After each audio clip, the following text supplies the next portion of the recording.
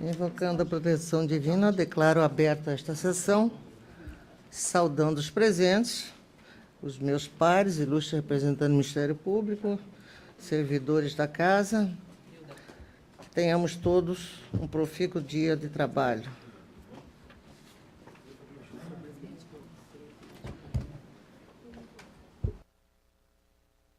Anuncio a seguir os processos que serão adiados em razão da ausência justificada do desembargador Sebastião Moraes, que está em gozo de compensatória. O número 1 da pauta, Pedreira, Mato Grosso e Banco da Amazônia. Há, inclusive, pedido de preferência do Dr. Carlos Eduardo e do Dr. João Pedro. 2 da pauta, Silvia de Fátima Oliveira Paduan e Cataú Seguros e Cooperativa de Crédito de Livre Admissão de Associados do Sudoeste do Estado de Mato Grosso, também em razão, aqui, em pedido de vista da desembargadora Clarice Claudino, mas ausente o relator, desembargador Sebastião.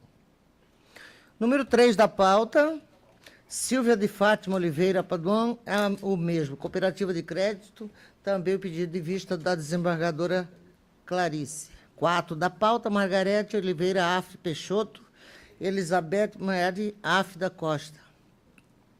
Ambos são apelantes e apelados simultaneamente. Desembargador Sebastião Barbosa Faria pediu vista, no entanto, o relator encontra-se ausente. 5 da pauta, Transrio, Transporte Rio Vermelho e Cube do Brasil, Companhia de Seguro. Ambos apelam. Desembargador Sebastião é o relator. 6 da pauta, Mariângela Biancardini Araújo, General Motors do Brasil. E Soma, Gramarca, Distribuidora de Veículos. Desembargador Sebastião Moraes pediu vista. 15 da pauta, Federal de Seguros em Liquidação e Miquias Nunes dos Santos. Desembargador Sebastião é o relator. 19 da pauta, Jonathan Pinheiro da Silva, IBV Financeira. Número 20 da pauta, Premier Madeiras e Transportes, Rota Oeste, Veículos Limitada e outros, Scania Lat América. Desembargador Sebastião é o relator, a pedido também de preferência. 23, Ademir e Cooperativa de Crédito. 24, Jorge Alexandre Pomô Vasconcelos e Porto Seguros, Companhia de Seguros Gerais. 26 da pauta, Elvira Soares de Miranda e Claro S.A. 28, Francisca Ivonilde Duarte e L.S. Borges Gabriel Cosmético. 29, Antônia de Oliveira Nascimento e Brasil Veículos, Companhia de Seguros Eronides Antônio Mendes. 23, desculpe-me, 33 da pauta, Massa Falida do Banco Cruzeiro do Sul, Ulisses Silva Fonseca, Banco do Brasil, Banco Bom Sucesso e BMG. Dos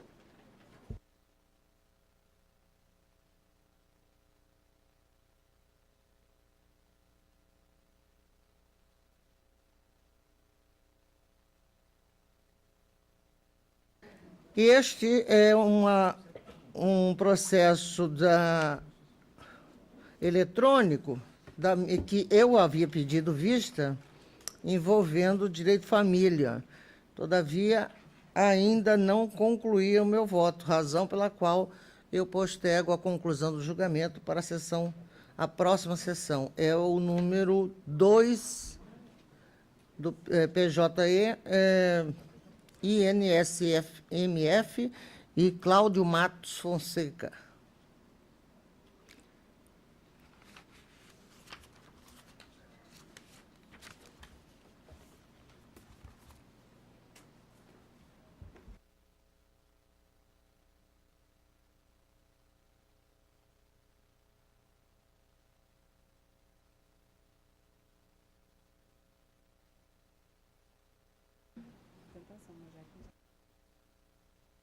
Com continuidade de julgamento, Há um pedido de vista do doutor André Luiz. Eu gostaria apenas de informá-lo, doutor, que o processo já está em julgamento, razão pela qual...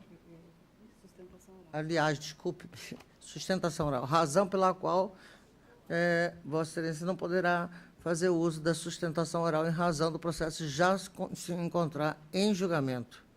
É o processo número 1 do processo judicial eletrônico, Arilson Costa de Arruda e importadora e exportadora Jardim Cuiabá.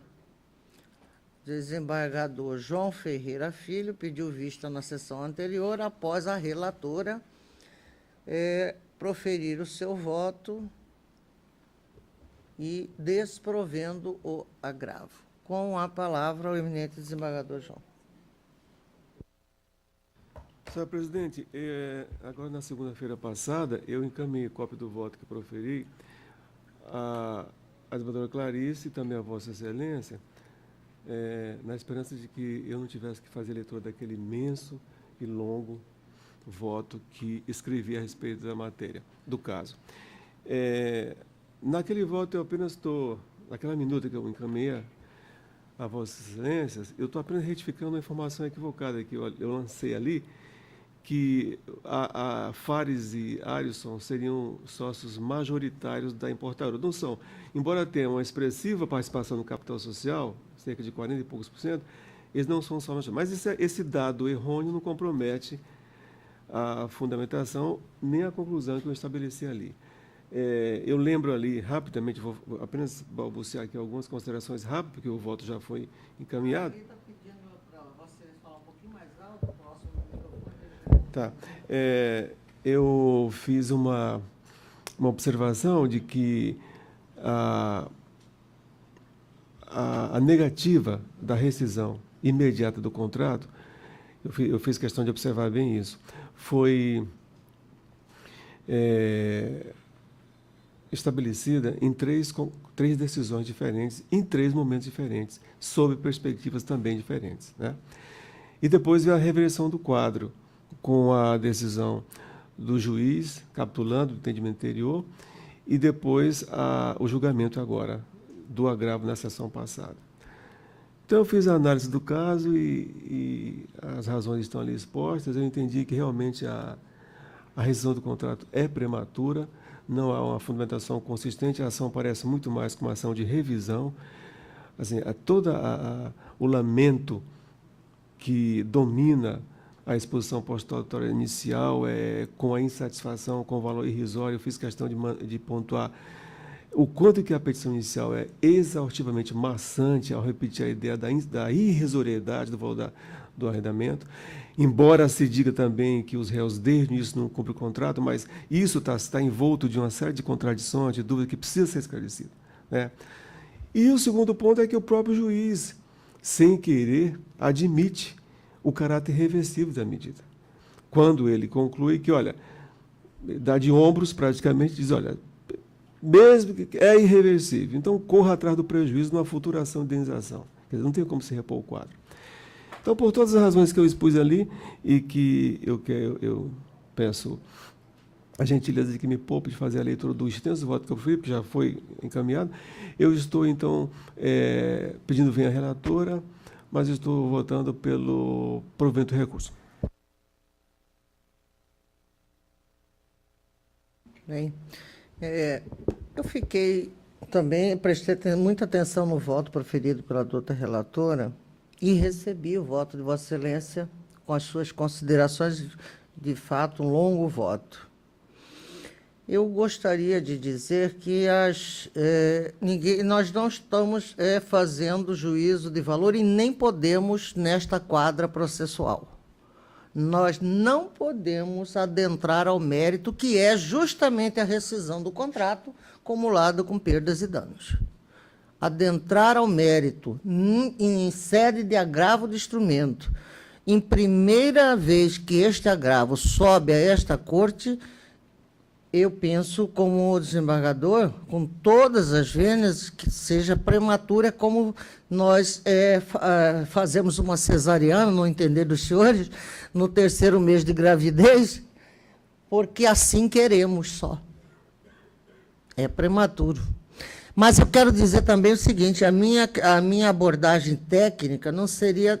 Essa é uma questão, mas eu estou aqui, desembargadora, a imaginar que tanto a decisão do juiz de primeiro grau, como a decisão proferida por Vossa Excelência, com todas as vênias e com todas as minhas considerações, eu acredito ser a chamada preclusão pro judicato. Porque não houve uma provocação e um fato novo que pudesse aso ao juiz, que pudesse retratar. Assim também em segundo grau. Vossa Excelência, na primeira vez que esteve com o processo, proferiu uma decisão e, seguidamente, sem a provocação e o fato novo que gera uma nova retratação, uma retificação, proferiu uma outra decisão. Eu entendo, com todas as vênias, e agora falando tecnicamente, sem adentrar no mérito que disse aqui o desembargador João, que necessita de dilação probatória, e isso não quer dizer que estou propensa aqui a admitir que o contrato deve permanecer ou deve ser rescindido. Não vou entrar nessa seara e nem posso agora, porque não tenho elementos para isso. Não tenho elementos para isso.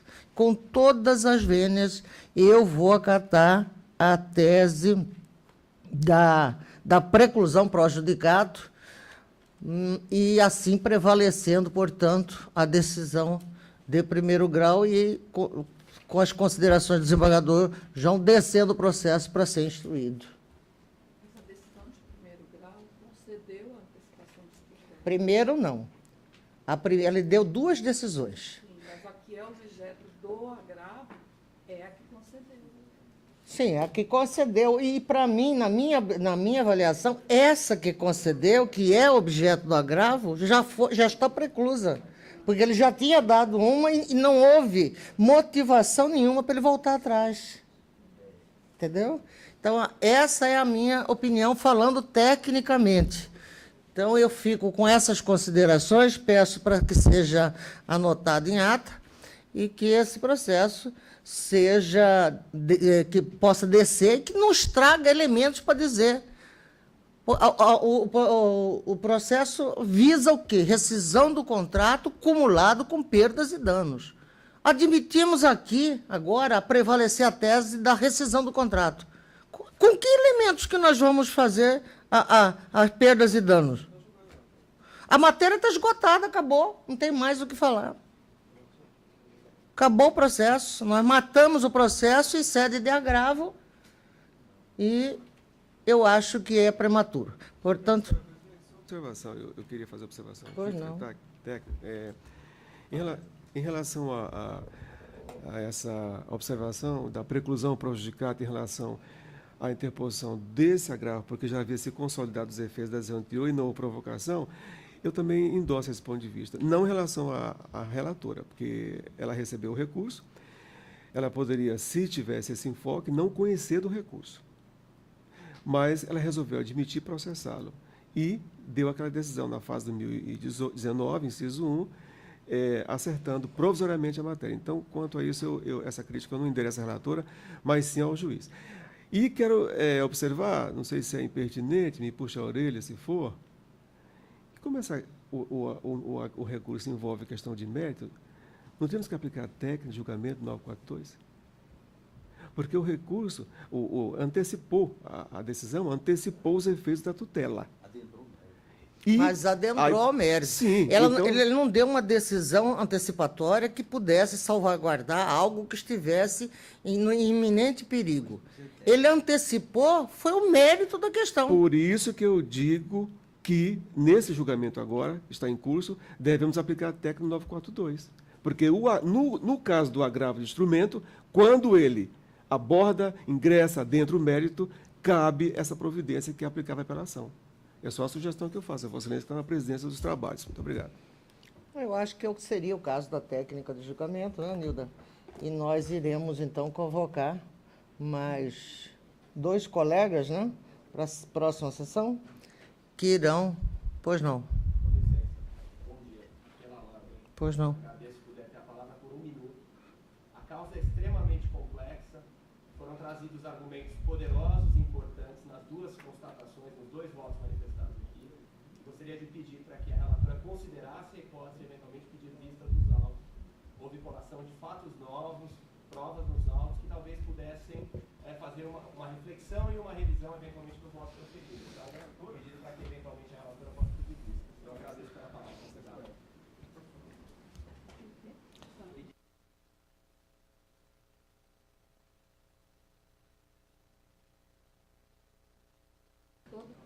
Ela já conhece o processo. Nós Tem iremos, condições pela de, técnica de se julgamento... for o caso, fazer qualquer modificação no meu entendimento, independente de vista. Tenho muita, farta documentação em mãos, o processo está bem recheado, não preciso de vista. Vamos adiante. Então, vamos convocar a técnica de julgamento para a sessão próxima. Isso.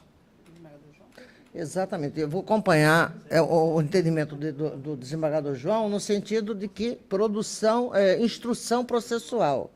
No entanto, sob argumentos diferentes do dele. A minha argumentação é a preclusão pro judicado.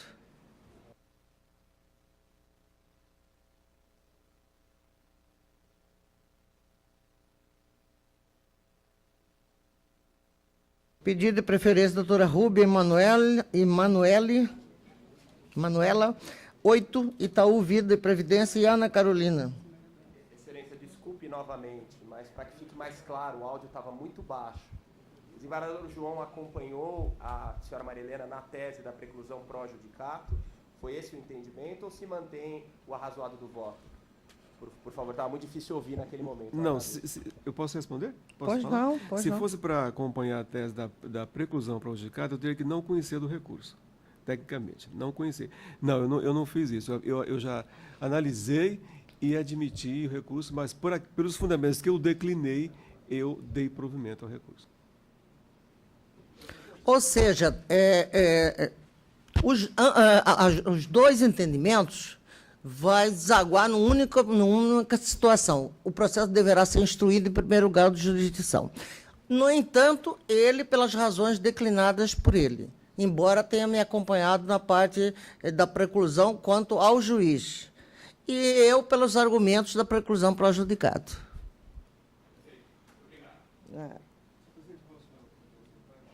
Pode. Muito obrigada pela presença de Vossa Excelência. Doutora Rúbia pede a palavra, e doutor Anderson Gonçalves também pede a palavra. Desembargadora Clarice, a relatora está com a palavra. É o número 8 da pauta, pedido de sustentação, desembargadora.